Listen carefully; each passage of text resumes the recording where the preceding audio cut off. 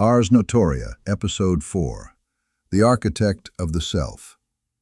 Chapter 1, The Threshold Moment, The Unfinished Species. Every age has a myth about what a human is. Once we said humans were clay shaped by gods. Later we said humans were machines built from flesh. Then we said humans were minds trapped in biology. Each myth was useful for its time. None of them were final. We behave as if evolution is behind us, a story completed, a ladder climbed. It isn't. Evolution is not a trophy we inherited. It is a process still running, and we are inside of it, not after it. Look around and you will see the evidence. The human nervous system is still primitive when facing information. The prefrontal cortex is still juvenile when facing emotion. Memory systems still behave like survival tools, not instruments of mastery. Attention still flickers like a candle in the wind. These are not the traits of a finished species. They are the traits of a creature still in transit. We are not the final product. We are the prototype that thinks it is complete. For most of history, no one noticed. Life was slow enough that our biology could keep up. Villages moved at the speed of walking. Information moved at the speed of paper. Culture moved at the speed of generations. Then something changed. The world accelerated. Biology did not. Our environment began evolving faster than our nervous system could adapt. For the first time in the history of the species, context is outpacing the organism. This mismatch creates a pressure not seen before, the pressure to self-modify. Not cosmetically, not spiritually, not politically, biologically, cognitively, architecturally. If we do not change by design, we will change by force, because the environment no longer waits for nature. This is why the question of the century is not, what will we invent next? It is, what will we become next? Most people assume the future of humanity belongs to technology. They are wrong. The future of humanity belongs to the humans who redesign themselves. Tech will accelerate the process, but the architecture will be human. This is where our series enters. Episodes 2 and 3 showed you the battlefield and the machinery. Episode 4 is where the transformation begins. Not in genetics, not in the external world. Inside the architecture of cognition, where identity, ability, memory, perception, and intelligence are constructed. Here, myth and biology meet, not in fantasy, but in destiny. Because there has never been a species on Earth that could redesign its own cognitive substrate until now. We are the first. That makes us unfinished and dangerous. Unfinished because we are not yet optimal. Dangerous because we are no longer bound to obey the blueprint we were born with. This sequence is the threshold. If you crossed into Episode 4, you are no longer asking how to improve your mind. You are asking how to reconfigure the organism. That is a different question, for a different type of human. In the next sequence, we will examine what makes a species unfinished, and why metamorphosis is not a metaphor, but a biological possibility. The creature in transition. A species is not defined by what it is. A species is defined by what it is becoming. Biologists call certain animals transitional forms, beings caught between one design and the next. Creatures with lungs that still behave like gills. Creatures with limbs that still behave like fins. Creatures with bodies that have not yet chosen a final strategy. What makes them transitional is not confusion, but overlap. Two blueprints occupy the same body at once, the blueprint of the past and the blueprint of the future. Humans belong to this category. We just hide it better. We carry ancient predator detection circuits beside modern symbolic reasoning. We carry tribal loyalty systems beside global communication networks. We carry Stone Age emotional instincts beside 21st century technologies. We are a biological animal wired for scarcity, fear, and tribe, living in a digital environment built for abundance, speed, and abstraction. This mismatch produces friction. The body wants safety. The mind wants novelty. The nervous system wants predictability. The culture demands change. Part of you wants to belong. Part of you wants to transcend. This internal tension is not disorder. It is transition. Hidden beneath daily life, you can feel the symptoms of a species caught mid-upgrade. Attention that frays under overstimulation. Memory that favors survival over mastery. Emotion that reacts faster than thought. Identity that fractures under too much choice. None of these are signs of weakness.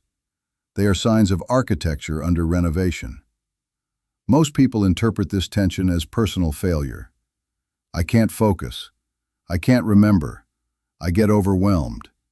I don't know who I am. But the problem is not personal. It is evolutionary. We are the only species forced to live in a future our biology did not have time to evolve for. Every other animal meets an environment shaped by nature. We meet an environment shaped by ourselves, and that changes faster than nature ever could. For the first time in Earth's history, an organism's context is rewriting faster than its genome. Natural evolution cannot keep up, so the pressure shifts inward. Self-directed evolution becomes the only viable strategy. This is where the concept of genius stops being about IQ, or talent, or giftedness, and becomes something more precise. Genius as adaptation. Genius as self-modification. Genius as active evolution. The question is no longer, why are some people special, but why do some people become new kinds of humans before the rest? Metamorphosis is not a metaphor here. Metamorphosis is what happens when a species transitions faster than its body can update. Caterpillars dissolve into liquid to become butterflies. Humans dissolve into choice to become something else. But unlike the caterpillar, our metamorphosis is not guaranteed. It must be constructed. And construction begins with recognition. You are not broken. You are mid-transition. In the next sequence, we will examine the 4 pressures that drive metamorphosis, and why ignoring them leads not to stability, but to stagnation and collapse. The 4 pressures of metamorphosis. A species does not change because it wants to. A species changes because reality applies pressure. Without pressure, there is comfort. Without pressure, there is stagnation. Without stagnation, there is no evolution. In nature, pressure usually arrives as threat or scarcity. In humans, pressure now arrives in more complex forms, none of them physical, all of them evolutionary. There are 4 major pressures shaping the modern human into something else. Ignore them and you degrade. Engage them and you transform. The first pressure is information complexity. Human perception evolved for simple environments, slow, local, and predictable. The modern world is fast, global, and layered. The amount of data a child now sees in 1 week exceeds what a medieval adult saw in a lifetime. This overload forces either collapse or adaptation. Collapse produces anxiety, avoidance, and shallow thinking. Adaptation produces new forms of pattern recognition. This is evolution through cognition, not mutation. The second pressure is identity saturation. For millions of years, identity was assigned automatically. Born into tribe, born into role, born into faith, born into hierarchy. Now identity is chosen, or rather constructed. This freedom looks like liberation. It feels like fragmentation. Most humans were not built for unlimited choice. When identity becomes a menu instead of an inheritance, the nervous system buckles. But for a small minority, this is not chaos. It is raw material. To them, identity is not found, but built. That is metamorphosis. The third pressure is skill acceleration. Skills used to be passed down slowly, apprentice to master, generation to generation. Now skills compound at machine speed. A teenager can learn programming, cinematography, philosophy, and languages before adulthood, if will and structure are present. The human brain has never faced this possibility. We are no longer limited by biology, only by architecture. This creates a new kind of evolutionary game. Those who can redesign their cognitive scaffolding outpace those who cannot. The fourth pressure is meaning collapse. When a species' myths fail, its nervous system destabilizes. For most of history, meaning was inherited. It came from religion, tradition, family, story. Remove those and you reveal the void beneath. Who am I? Why do I exist? What is the action of my life? This void is unbearable for many. They fill it with distraction, outrage, ideology, addiction. Temporary meaning is better than none. But for a few, the void is not a threat. It is the starting point for self-authored life. These four pressures, complexity, identity, skill, meaning, are not obstacles. They are invitations. They do not break humanity. They split humanity into two trajectories, those who freeze and those who evolve. Metamorphosis is not about wings or enlightenment. It is about acquiring an architecture capable of bearing these pressures without collapse. In the next sequence, we will examine how these pressures interact and why they produce a new kind of nervous system in those who survive them consciously. When pressures converge. Pressures do not shape a species one at a time. They shape it when they converge. Picture a river meeting a canyon. The canyon shapes the river's form. The river carves the canyon deeper. Evolution works the same way. Context shapes the organism. The organism shapes the context. Right now, modern humanity stands at a point of convergence, where the four pressures described earlier collide inside a single nervous system. Information complexity amplifies identity saturation. Identity saturation amplifies meaning collapse. Meaning collapse amplifies skill acceleration, or avoidance. Skill acceleration amplifies information complexity. Each pressure feeds the others. This is why the modern mind feels unstable, not because it is failing, but because it is being reconfigured under compound load. Most species would not survive this. But humans have one trait that makes the convergence survivable: neural plasticity. Plasticity is not just the ability to learn. It is the ability to become someone else while staying alive. Most organisms develop once. Humans develop repeatedly. Children become adolescents. Adolescents become adults. Adults can become specialists, creators, strategists, founders, or leaders, each with different cognitive architectures. This multi-phase development makes our species uniquely suited for metamorphosis. But plasticity alone is not enough. Plasticity is potential. Architecture is destiny. Under converging pressures, plasticity becomes raw material, useful only if it is molded. Imagine a craftsman with molten metal.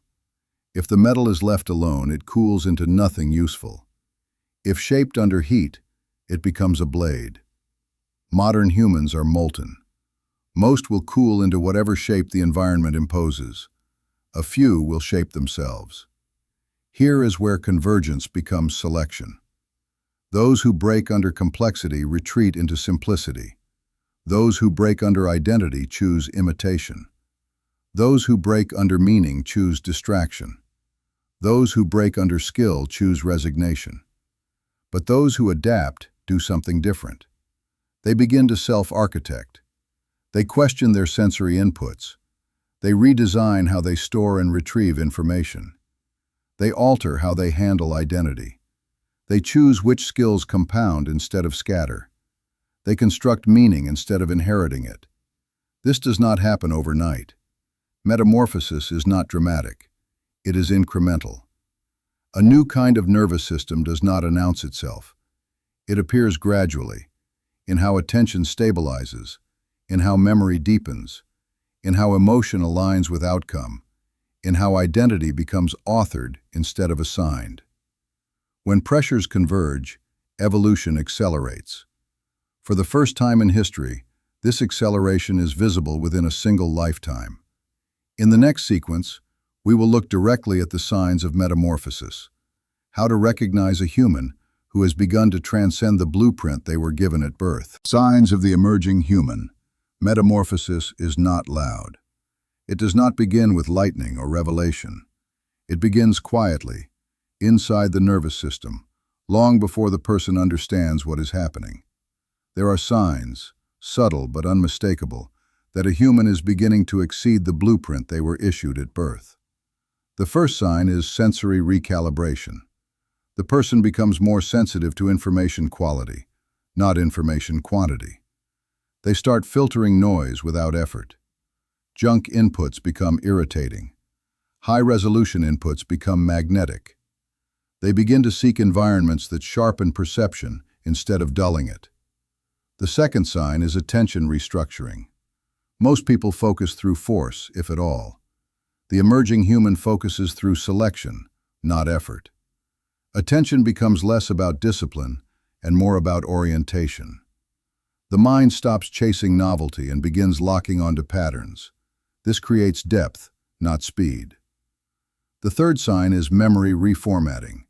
Memory stops behaving like storage and starts behaving like architecture. Information is not memorized, it is integrated. Ideas connect across time rather than piling up in isolation. Knowledge becomes scaffolding rather than trivia. The fourth sign is emotional alignment. Emotion stops interrupting cognition and starts powering it. Fear becomes prediction.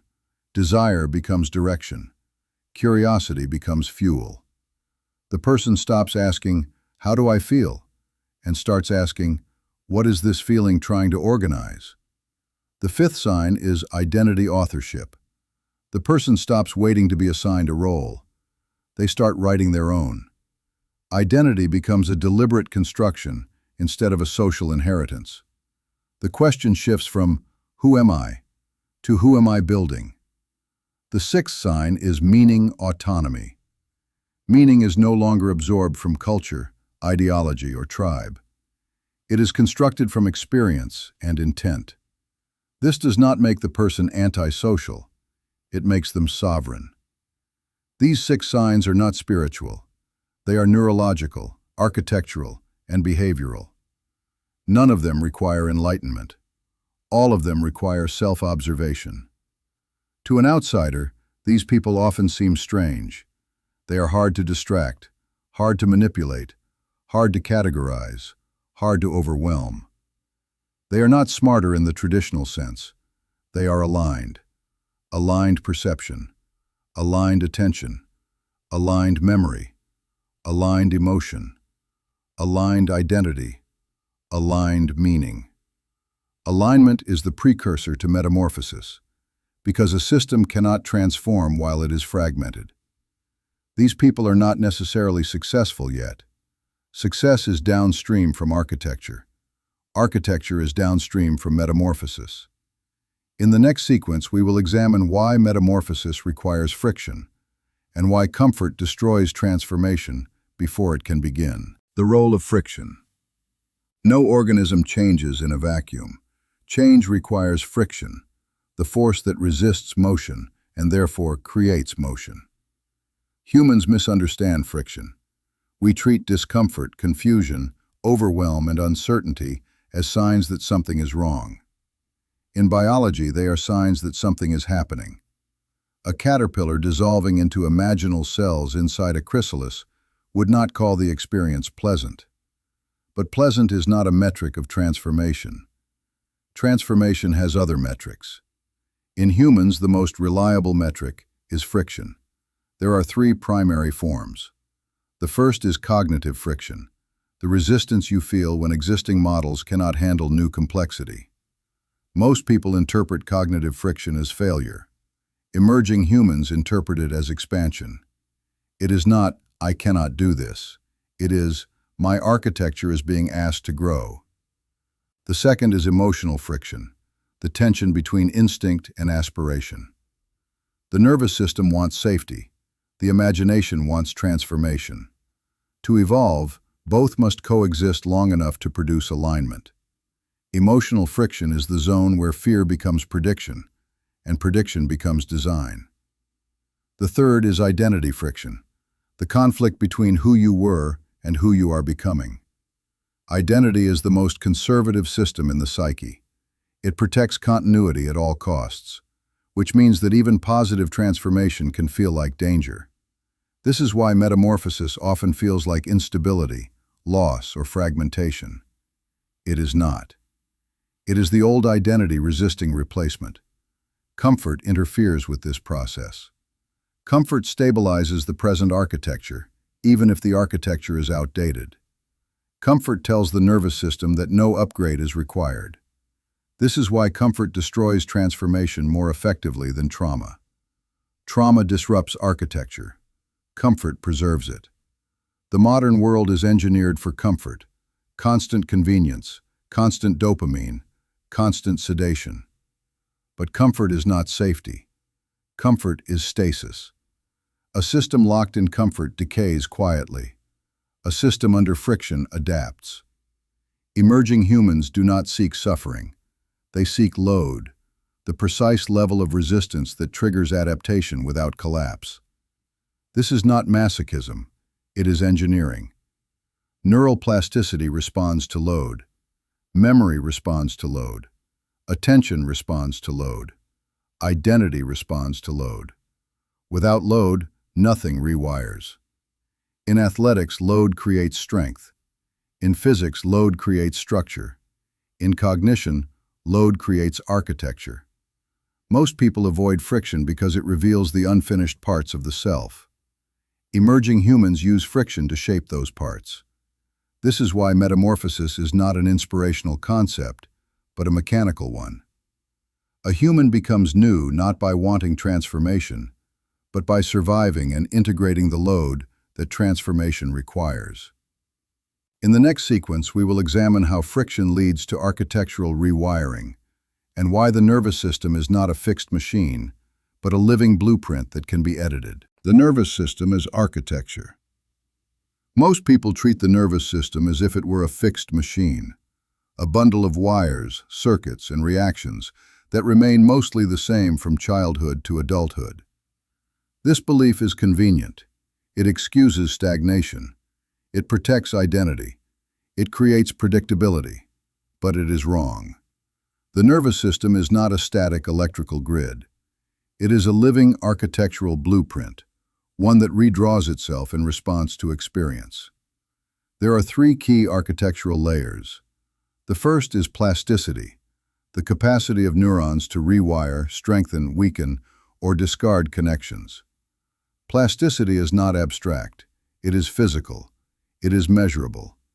It is the reason language can be learned, trauma can be encoded, habits can be built, and skills can become instinct. Plasticity responds to load. Where there is no load, there is no rewiring. The second layer is hierarchy, the layered control system that determines what responses dominate. At the base is the brainstem, which handles survival. Above it, the limbic system, which handles emotion and meaning. Above that, the cortex, which handles symbolic reasoning and planning. Hierarchy matters because it determines which signals get priority. Transformation occurs when the hierarchy is rebalanced, not when the cortex simply decides to change. The third layer is integration, the process that links sensory input, emotional meaning, and conceptual understanding into one coherent experience. Without integration, memory fragments. Without integration, identity splinters. Without integration, behavior becomes reactive rather than creative. This is why transformation cannot be reduced to motivation or willpower. Motivation does not create new architecture. Load does. Hierarchy adaptation does. Integration does. When people say, "That's just how I am," what they really mean is, my architecture is optimized for stability, not transformation. But optimization is not destiny. There are humans who treat the nervous system as editable. They do not see themselves as personalities, but as blueprints under construction. They deliberately create plasticity through challenge. They reshape hierarchy through self-observation. They build integration through reflection and meaning-making. This is the beginning of self-architecture, not the poetic kind, the mechanical kind. In the next sequence, we will map how metamorphosis unfolds through time, because transformation is not a single moment, but a developmental arc with phases that can be recognized and engineered. The temporal arc of metamorphosis. Transformation does not unfold in a single moment. It unfolds across architectural time, not clock time, through phases that reorganize the nervous system, rewrite memory structures, and redraw the boundaries of identity. From the outside, people often mistake transformation for sudden change. From the inside, it feels like a long, quiet war. The temporal arc of metamorphosis has 3 phases, and each phase has both an internal and external signature. The first phase is destabilization. Internal POV. The person begins noticing that strategies that once worked now fail. Habits lose coherence. Attention becomes scattered. There is an uncomfortable sense that the self is no longer synchronized. This feels like fragmentation, not because the person is breaking, but because the architecture that sustained identity is dissolving. External POV. Observers see inconsistency. The person changes interests, drops projects, isolates, or oscillates between extremes. To others, it appears as lack of discipline or identity. In reality, it is demolition, the tearing down of patterns that cannot support the next configuration. The second phase is reconfiguration. Internal POV. Patterns begin emerging where there was once chaos. The nervous system starts to test new models. Connections between memories, concepts, and emotions strengthen. The person becomes hungry for information that matches the new architecture and repelled by information that sustains the old. Sensory inputs feel richer. Silence becomes useful. Solitude becomes necessary. External POV. The person becomes quieter and more selective. Superficial social interaction decreases, while depth increases. Output temporarily drops because the nervous system redirects resources toward integration. From the outside, this can look like withdrawal or depression, but in reality, it is reallocation of cognitive fuel. The third phase is consolidation. Internal POV. Architecture stabilizes. Memory sharpens. Decisions simplify. Identity becomes authored rather than inherited. Attention becomes directional rather than reactive. The person feels less like they are discovering themselves and more like they are constructing themselves. External POV. Coherence appears. Boundaries sharpen. Habits align with intent. Outcomes stabilize. People around them describe the change as sudden, because consolidation is the first moment where the internal changes produce external signal. But metamorphosis does not end with consolidation. It cycles. Each cycle increases resolution, more perception, more integration, more internal authorship, more sovereignty. This cycling pattern mirrors neuroplasticity itself: disruption, adaptation, stabilization. To the person inside the cycle, time changes texture. Days feel slower. Years feel faster. Learning accelerates. Memory deepens. Identity stretches forward into the future instead of backward into the past. To those outside the cycle, the transformation looks instantaneous. They do not see the destabilization or the reconfiguration, only the consolidation. This is the paradox of metamorphosis. Architecture is invisible until it produces behavior. In the next sequence, we will analyze what triggers metamorphosis and why most humans never enter phase 1 at all. Triggers of metamorphosis. Not everyone enters metamorphosis. Most humans remain inside the original blueprint until death, updated by small habits, not by structural change. What separates those who transform from those who stay fixed is not luck, talent, or destiny. It is what triggers their architecture. Metamorphosis is usually initiated by collision, a sharp mismatch between the current self and the demands of reality. From the inside, it feels like, this life no longer fits. This mind is not sufficient. This identity cannot carry what I know is possible. From the outside, it often looks like crisis. There are three main classes of triggers. The first is failure that cannot be explained away. Most failures are absorbed into ego defense. People blame others, circumstances, time, or bad luck. The architecture stays untouched. But sometimes a failure arrives that is too precise, too repetitive, or too undeniable to ignore. A pattern of broken relationships, a repeated collapse at the same level of difficulty, a ceiling that never moves, no matter how much effort is applied. Internally, this creates an intolerable tension. If I am as I believe, this should not be happening. But it is happening. So something about what I am must be incomplete. At that moment, reality is no longer a story you tell. Reality is a mirror that exposes architecture. If the person can stay with that mirror without escaping into distraction or blame, metamorphosis begins. The second trigger is exposure to a higher pattern of being. Sometimes transformation is not born from pain, but from contact with a life that makes your own feel small. Meeting someone whose cognition runs deeper. Seeing an existence that is not ruled by chaos, addiction, or reaction. Observing a mind that moves through complexity with precision instead of panic. From the inside, this feels like dissonance. I did not know it was possible to live like this. If such a pattern exists, my current architecture is optional, not inevitable. The nervous system experiences both admiration and discomfort. Admiration pulls you forward. Discomfort dissolves the illusion that this is just how humans are. If the person chooses imitation, they copy behavior. If they choose metamorphosis, they rebuild architecture. The third trigger is contact with the void. This is the absence of imposed meaning. The moment when inherited narratives fail, the career path collapses, the relationship that defined identity ends. The belief system that structured reality disintegrates.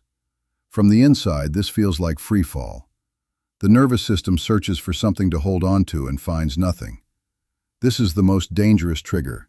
It can produce addiction, nihilism, or fanaticism. But if the person can stand in the void without immediately filling it with noise, a different possibility appears. If nothing is given, everything can be built. This is the birthplace of self-authored meaning, and self-authored meaning is a core substrate of metamorphosis. Why do most humans never enter these phases? Because every trigger comes with an exit.